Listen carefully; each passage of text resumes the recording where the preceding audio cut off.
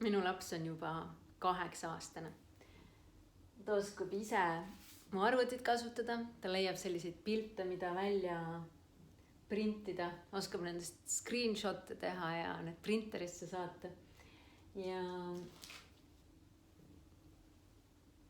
minu mõnusat beebitunnet annab mulle kassike. Kas sa tead, et kassid on, kassid on umbes 4 kilo nagu beebid ja suuruse poolest nagu beebid. Ja ma saan teda niimoodi hoida ka nagu beebid. Nüüd vihastus selle peale ja hammustas mind natuke. Ja igatahes minu jaoks oli üllatav fakt, et kassid on nagu suuruselt ja nagu beebid ja annavad sellepärast ka sellise mõnusa tunde naistele. Ja aga nad on palju ise teadlikumad kui beebid. Ma kirjutasin raamatu Kõhule pai teadlikust rasedusest. See oli väga paks 400 lehekülge, sest mul oli palju öelda selle kohta ja seal on ju nii palju erinevaid etappe, et viljakus, kuidas üldse rasedaks jääda, suhtlemine selle hingekesega, kes tahab teie juurde tulla, siis kogu selline raseduse alguse aeg, kus sul välja ei paista veel midagi, aga sisemuses on selline elevus ja selline, kas tõesti ma olen universumi välja valitu, kes saab selle beebi emaks. Siis need esimesed beebi liigutused, mis on nii eriline tunne, kuigi sa oled juba võib-olla ultrahelis näinud teda ja sa tead, et ta peaks seal olema, aga see on päriselt märk, et ta seal on. Ja siis see suur kõht lõpuks, mis minul vähemasti ei võimaldanud talvesaapaid jalga tõmmata, nii hea oli lihtsalt plätudega käia sellel ajal, kui oli see nii-öelda 3. trimester. Ja kuidas loodus on selle nii täiuslikult teinud, et kavandanud, et 9 kuud oleks sul aega emotsionaalselt kohaneda selle uue rolliga ja olla see teadlik inimene, kes enda sees kasvatab uut inimest ja üle käia kõik oma uskumused nii sünnituse kohta kui elu kohta ja kasvada juba emaks või lapse vanemaks. Ja siis, kui täiuslikult see ka loodusel on plaanitud, et see kõht läheb juba nii suureks, et sul tekib selline tunne, et no nii, nüüd ma tahaks sünnitada, nüüd ma olen valmis, et ta tuleb mu kätele ja ma tahan temaga juba kohtuda. Ja sünnitus on üldse suurem teema, aga öeldakse, et kui sa tead, mis see toimuma hakkab, siis see juba vähendab hirmu selle teadmatuse ees.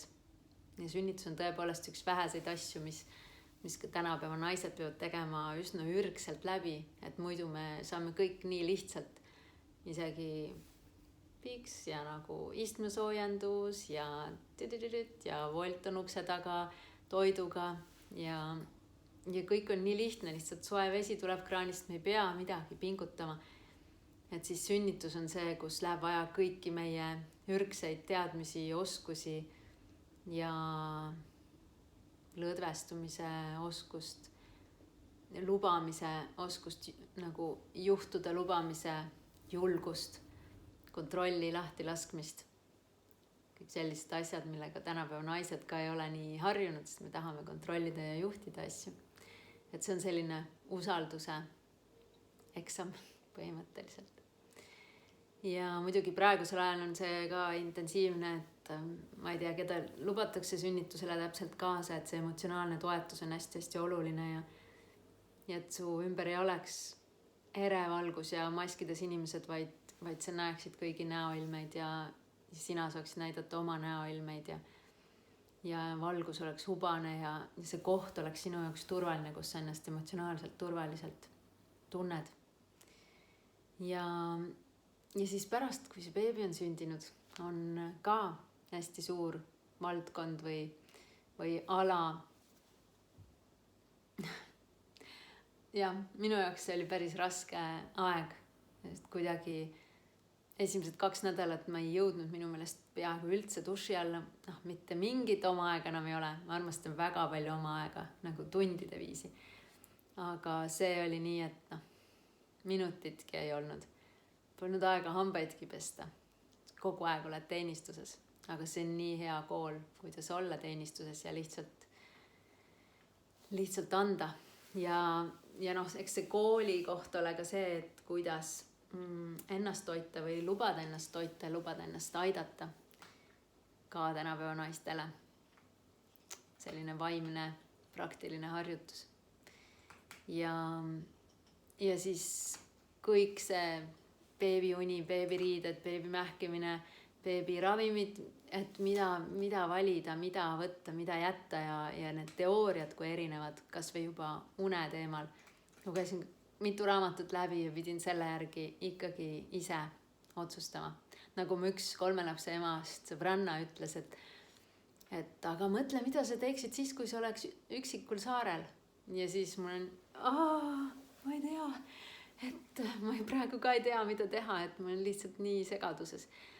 Et siis tasapisi tuleb see enesekindlus emana ja alguses seda ei olegi, see ei ole kaasa sündinud ja kuigi mina ei valmistunud ainult sünnituseks, mida nii-öelda vahel nagu veana välja tuuakse, et naised keskenduvad sünnitusele ja mõtlevad, et see hilisem tuleb kõik iseenesest, et siis ma kindlasti viisin ennast ka selle hilisemaga kurssi, nagu tõenäoliselt sinagi, aga ikka tuli üllatusi ja eelkõige enda seest, et kui palju ebakindlust ja kui kergesti segadusse aetav ma olin ka ja kui kergesti ma vahepeal lihtsalt turundusõnge läksin ja nii edasi.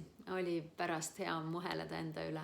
Aga see aeg oli hästi intensiivne ja lapse kujunemiseks nii oluline ja selleks, et ise jääda ka enda keskmesse, magada piisavalt nii palju kui saad ja hoida oma vaimset tervist. Et nii palju teemasid põimub selle raseduse ja viljakuse ümber ja sellepärast oli mu raamat paks ja me teeme nüüd Kadi Toomperega teeme ühe webinari sellisest looduslikust ja loomulikust viljakusest, rasedusest, sünnitusest ja sünnitusjärgsest ajast. Et siis tule kuulama, kui see sind kõnetab ja saad oma küsimustele ka vastused, kui me neid põhiosas ei kata, siis pärast me teeme sellise küsimustele vastamise aja. Sest me oleme sellised naturaalsed emad ja Kadil on 3 last ja minul siis 1 laps ja 1 kass. Ja kui sa tahad hommikusi hästi lihtsaid harjutusi, mida voodis teha ja mis ei võta mingit aega ja mingit vaeva ja mida mu laps hakkas tegema ka juba 1,5-aastasena kaasa minuga ja hiljem enam mitte, aga see oli nii armas, kui ta hakkas kaasa tegema, siis need harjutused saab siit alt. Ja samamoodi saab registreeruda siis sellele webinarile siin descriptionis. Ja aitäh kohtumiseni. Mina olen Merit Raju, kirjutan raamatuid ja olen elustiilidisainer ja ema, ettevõtja ja loodan sind inspireerida.